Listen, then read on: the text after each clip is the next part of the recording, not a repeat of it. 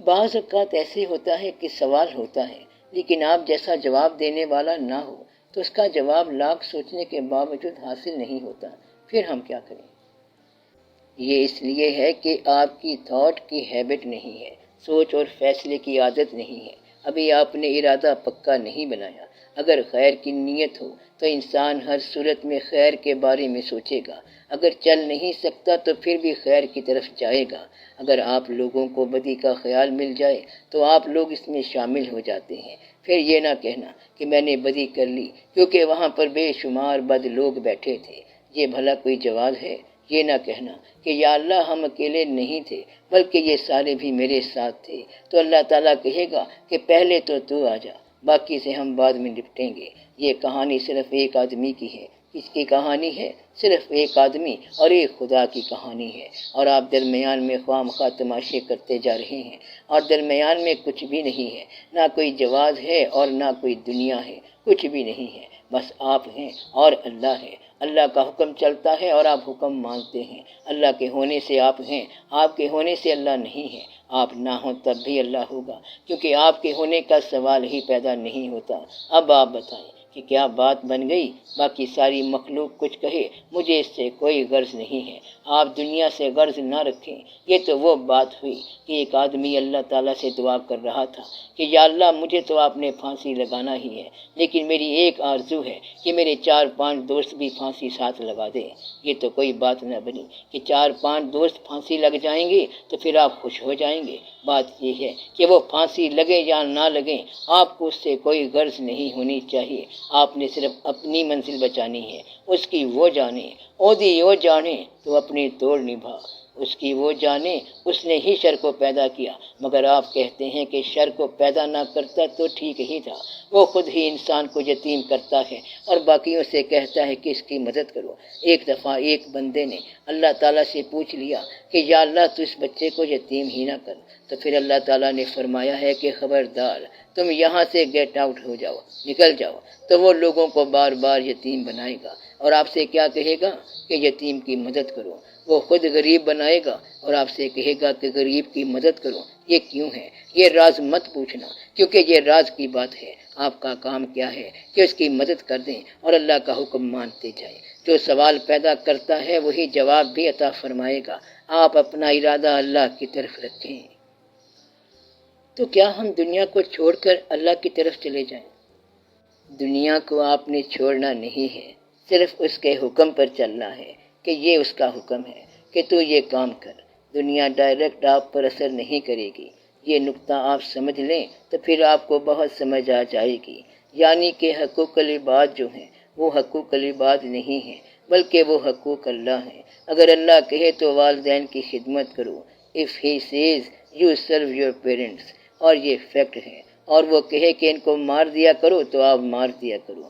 تو اللہ کے حکم سے دنیا کے کام ابھی اس کے کام ہیں۔ امید ہے آپ کو اب بات سمجھ آ گئی ہوگی۔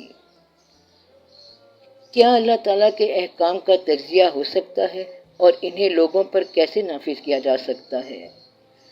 میں تو یہ کہہ رہا ہوں کہ تجزیہ نہ کرو، بلکہ میں تو یہ کہتا ہوں کہ ڈائریکٹ اس سے بات کرو۔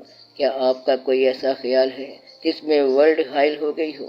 آپ ایسی کوئی ایک بات بتائیں یا کوئی ایک ایسی مثال دے دو جس میں آپ خدا کے سامنے یہ کہہ سکیں کہ تیرے راستے میں ورلڈ حائل ہو گئی تھی۔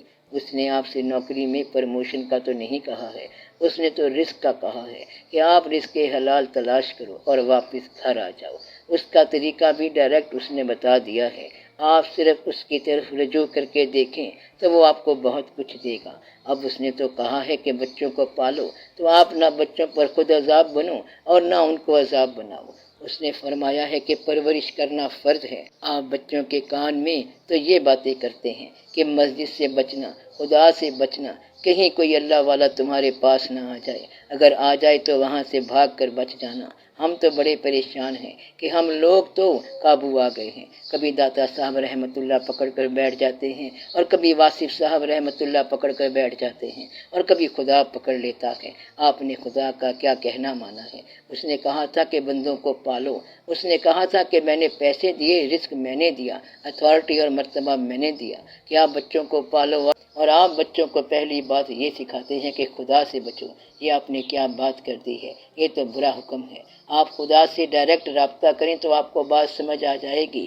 علم تو وہی پرانا ہے، اور شکر کرو کہ شریعت بھی وہی ہے اور اسے چینج نہیں کرنا ہے۔ اور ہم آپ کو یہ ایک بات بتا رہے ہیں کہ اس میں تبدیلی نہ کرنا۔ مثلا یہ کہ آپ اللہ سے ڈائریکٹ رابطہ رکھو تو آپ کو بات سمجھ آ جائے گی، مگر سلسلہ وہی پرانا ہے۔ اب پیر صاحب نے دین تو تبدیل نہیں کرنا ہے، کیونکہ یہ تو فائنل بات ہے، اور یہ حکم تو آپ کو ماننا پڑے گا کہ نماز بھی ہوگی، زکوٰۃ بھی دینی ہوگی، اور سارے واقعات کرنے پڑیں گے۔ آپ محبت کا طریقہ اختیار کریں۔ اول اور مقدم محبت خدا کی ہے، اور درمیان میں کوئی جواز نہیں ہے۔ اگر کوئی شخص جو محبوب سے جا کر یہ کہتا ہے کہ ہم پورے ٹائم پر آ جاتے لیکن راستے میں مجبوری تھی، مصیبت آ گئی تھی، تو اس سے جھوٹا بندہ میں نے آج تک نہیں دیکھا۔ تو محبوب کے ساتھ مجبوری کی بات بھی کیا بات ہے؟ اور آپ تو محبوبوں کے محبوب، خالق کائنات کے محبوب صلی اللہ علیہ وآلہ وسلم کو بھی مجبوریاں بتاتے ہیں، معذرتیں بتاتے ہیں۔ اللہ وہ دیکھ رہا ہے جو آپ کر رہے ہیں، اور آپ اس جگہ اپنی کہانی سنا رہے ہیں، اور وہ بھی جھوٹی کہانی سنا رہے ہیں۔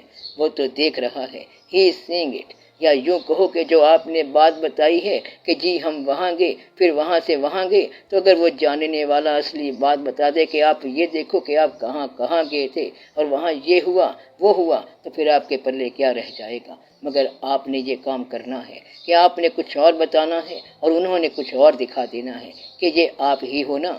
تو پھر آپ یہ دیکھیں گے کہ آپ کے اعضاء و جوارے بولتے جائیں گے، اور پھر آپ خود دیکھ کر حیران رہ جائیں گے، پھر آپ کی ساری گپیں رہ جائیں گی۔ اللہ تعالیٰ فرمائے گا کہ بولو یہ تم ہی ہو، اس واقعے کے پیچھے، بیہائنڈ دس فیکٹ تم ہی ہو۔ تو آپ کہو گے کہ یہ ہم ہیں۔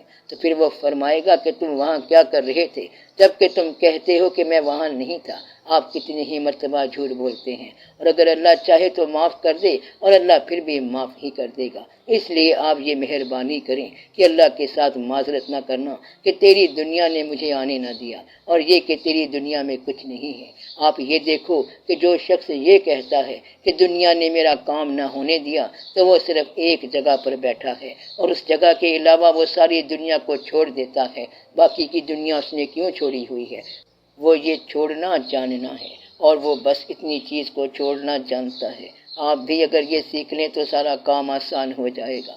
حالانکہ اس سے پہلے بے شمار چیزیں آپ نے چھوڑی ہوئی ہیں۔ جس نے ایک چیز کو پکڑا ہوا ہے اس نے بھی تو کئی چیزیں چھوڑی ہوئی ہیں۔ اگر آپ ایک چھوٹی سی چیز کو چھوڑ دیں تو پھر اللہ خوش ہو جاتا ہے۔ جس کو میں دل کی بات قریب ہو کر کروں گا اور پوچھوں گا کہ زندگی کے دکھ سکھ بتاؤ، تو وہ صرف دکھ ہی بتائے گا، اور دکھ کی بات۔ اگر آپ ایک چھوٹی سی چیز کو چھوڑ دیں تو پھر اللہ خوش ہو جاتا ہے۔ جس کو میں دل کی بات قریب ہو کر کروں گا اور پوچھوں گا کہ زندگی کے دکھ سکھ بتاؤ، تو وہ صرف دکھ ہی بتائے گا اور سکھ کی بات نہیں کرے گا۔ پھر کہے گا کہ سکھ کا زمانہ ہم نے دیکھا ہی نہیں ہے۔ آپ سکھ کے زمانے کیسے دیکھ سکتے ہیں؟ آپ کے لیے تو سکھ کے زمانے یا تو گزر گئے یا آئے ہی نہیں ہیں۔ ہر آدمی یہ کہتا ہے کہ اچھے دن یا ابھی آئے نہیں یا پھر گزر گئے ہیں، اور ہم مر مر کے جی رہے ہیں اور جی جے کے مر رہے ہیں۔ بس ہم برداشت کر رہے ہیں۔ اس شخص نے ہمیں بڑی تکلیف دی ہے جس نے ہمیں راحت دینے کا وعدہ کیا تھا، بلکہ سارے انسان بڑے پریشان ہیں۔ تو وہ لوگ کہتے ہیں کہ زندگی برداشت کا نام ہے اور ہم اس کو برداشت کر رہے ہیں۔ کبھی کبھی ایسا ہوتا ہے کہ آپ ایک راستے پر چلتے ہیں تو دوسرا راستہ بولنے لگ جاتا ہے کہ مجھے کیوں چھوڑ کر جا رہے ہو؟ تو جب آپ پلٹ کر دیکھتے ہیں تو کبھی یہ رہ جاتا ہے اور کبھی وہ رہ جاتا ہے، اور پھر کہتے ہیں کہ جو ہم نے حاصل کرنا چاہا وہ ہاتھ سے نکل گیا۔ آدھی زندگی گزر گئی ہے بلکہ ہاتھ سے نکل گئی ہے، مگر زندگی ابھی ہاتھ سے نہیں نکلی، بلکہ آپ اپنے آپ کو اپنے ہاتھ میں رکھیں۔ اڑنے والی چیز نے اڑنا ہی ہے، اور جانے والی چیز کو جانے دو۔ آپ اور خدا دو طاقتیں قائم ہیں۔ آپ اللہ کو راضی کر لو اور بندے کی رضا چھوڑ دو۔ آپ کو بات سمجھ آ رہی ہے؟ آپ بندے کی رضا بھی چھوڑ دیں اور بندوں سے ناراض ہونا بھی چھوڑ دیں، اور آپ میری یہ ایک چھوٹی سی نصیحت مان لیں کہ بندوں کو ناراض کرنا چھوڑ دو اور بندوں کو راضی کرنا بھی چھوڑ دو، اور صرف اللہ کو راضی کر لو۔ یعنی اللہ جس کے ساتھ تعلق قائم کرنے کا حکم دے اس سے تعلق بنا لو، اور جہاں سے وہ روکے آپ رک جاؤ۔ بس آپ یہ کرتے جائیں۔ اگر بندے پھر بھی ناراض ہوں تو کیا کیا جائے؟ بندے ناراض کیوں ہوں گے؟ ہم تو ڈیپیوٹیڈ لوگ ہیں، ہم تو اللہ کی طرف سے ہیں۔ اللہ کو یہ نہ کہنا کہ میں تو اسے بڑا سمجھاتا ہوں لیکن یہ سمجھتا ہی نہیں ہے۔ اللہ نے یہ نہیں کہا کہ ناراض ہو کر آ جانا۔ اگر لوگوں نے سر پر پتھر مارے تو اگر وہ اللہ کو یہ بتائے گا کہ یا اللہ آج تیرے راستے میں مجھے یہ پتھر لگے ہیں، تو اللہ کہے گا کہ پتھر لگنے دو، اس کی کوئی پرواہ نہیں ہے، لیکن میرے بندے کو نہ چھیڑنا۔ پھر آپ یہ نہ کہنا کہ آپ پتھر مارنے والے کا بتائیں تو میں پھر اس کا سر پھوڑ کر رکھ دوں گا۔ ایسا نہیں کرنا ہے۔ تو اللہ کے نام پر چلنے والے لوگ ہر چیز کو اللہ ہی کی طرف سے منسوب سمجھتے ہیں کہ نیکی بھی اللہ کی طرف سے آئی ہے اور بدی بھی اللہ کی طرف سے آئی ہے، جزا بھی ادھر سے آئی ہے اور سزا بھی ادھر سے آئی، خوشی بھی ادھر سے آئی اور غم بھی ادھر سے آ گیا۔ آپ یہ نہ کہنا کہ یہ اللہ کی طرف سے نہیں آیا، ایسا کبھی نہیں کہنا، بلکہ یہ کہنا کہ ہر چیز اللہ کی طرف سے آتی ہے اور یہ سب کچھ وہی اللہ بھیج رہا ہے، تو یہ سب کچھ اللہ کی طرف سے آ رہا ہے، بشرط کہ آپ اللہ والے ہوں۔ تو آپ اللہ سے معافی مانگا کریں، نماز پڑھ لیا کریں، دعا کریں اور دنیا کا کاروبار بھی چلنے دیں۔ یہ نہ ہو کہ آپ کسی کام کے لیے خدا کو اور نماز کو چھوڑ دیں، پھر یہ نتیجہ نکلے گا کہ آپ کی گھڑی چھن جائے گی یا آپ پھینک دیں گے اور خالی ہاتھ واپس آ جائیں گے۔ یوں بیٹھے بیٹھے وقت ختم ہو جائے گا۔ وہ پہلا وقت اچھا تھا جب لوگوں میں خدا کا نام بھی تھا، عمر بھی زیادہ ہوتی تھی، وہ اچھے زمانے تھے۔ آپ اس زمانے کو نہ چھوڑیں، باقی سب کائنات کو بے شک چھوڑ دیں، حالانکہ کائنات بھی آپ کو حاصل رہے گی، کیونکہ کائنات کہیں پر جاتی نہیں ہے۔ یہاں میں آپ کے لیے ایک ترجیح کی بات کر رہا ہوں کہ آپ کس چیز کو یا بات کو کس بات پر پریفرنس دیں یا پریورٹی دیں۔ اگر آپ لوگ اپنی پریورٹی اللہ کو دیں تو اگر آپ کا مسئلہ حل نہ ہو تو میں ذمہ دار ہوں۔ تو آج آپ کی اور میرے درمیان فیصلہ ہو گیا کہ جہاں مشکل وقت آیا یا جہاں مشکل آئی تو ہماری پریورٹی اللہ ہوگی، اور اگر کچھ جدا ہو گیا تب بھی آپ کی پریورٹی اللہ ہونی چاہیے۔ اصل میں ہوتا یہ ہے کہ آپ لوگ اپنی پریورٹی کے وقت اللہ کو چھوڑ دیتے ہو کہ ہم اللہ سے معذرت کر لیں گے، بلکہ ایسا ہونا ہی نہیں چاہیے۔ آپ اپنی پریورٹی اللہ کو قائم رکھیں اور اس سے پہلے اپنی کلیئرنس لے لیں، صاف ہو جائیں، پھر کوئی مسئلہ نہیں رہے گا۔ پھر جو دوست آپ کو خدا سے دور کرے گا وہ دوست نہیں کہلائے گا، کیونکہ آپ کی پریورٹی اللہ ہے اور دوست وہ ہے جو اللہ سے دور کر رہا ہے۔ یہ بڑی عجیب بات ہے کہ اللہ تعالیٰ نے اپنے پرانے عبادت گزار یعنی شیطان کو انسان کی خاطر راندہ درگاہ قرار دیا کہ اس نے انسان کو سجدہ نہیں کیا۔ صرف اسی بات پر اس نے اپنے مقرب کو معتوب قرار دے دیا اور کہا کہ چلو بھاگ جاؤ، اور اللہ بہت افسوس کے ساتھ فرماتا ہے کہ یہی انسان شیطان کے لیے مجھے چھوڑ رہا ہے۔ تو یہ فیصلہ اللہ نے خود دیا ہے۔ اس نے بتایا ہے کہ اس طرح زندگی سے دوسری چیزوں کو نکالا جاتا ہے۔ انسان اللہ کو پسند ہے اور اشرف المخلوقات ہے، وہ کہتا ہے کہ یہ میری پسند کا انسان ہے، اور شیطان بڑا پرانا قدیم ہے، لیکن اللہ نے اس قدیم کو نکال دیا کیونکہ وہ اللہ کی پسند کو قبول نہیں کر رہا تھا۔ تو بات یہ ہے کہ آپ اس طرح کر کے دکھائیں، اور آپ لوگ یہ بالکل نہیں کرتے، بلکہ اس میدان میں تو آپ لوگ بالکل ہی شکست کھا گئے ہیں۔ آپ لوگ بھی اپنی زندگی سے اس شیطان کو نکالو، کیونکہ اللہ نے آپ کی خاطر، انسان کی خاطر اسے اپنی بارگاہ سے نکالا ہے۔ تو اب آپ لوگ اللہ کی خاطر کچھ تو کریں۔ آپ لوگ تو شیطان کی خاطر اللہ کو چھوڑ دیتے ہو، لیکن آپ کی پریورٹی اللہ ہونی چاہیے۔ یہ آپ کی طرف سے پکی بات ہونی چاہیے۔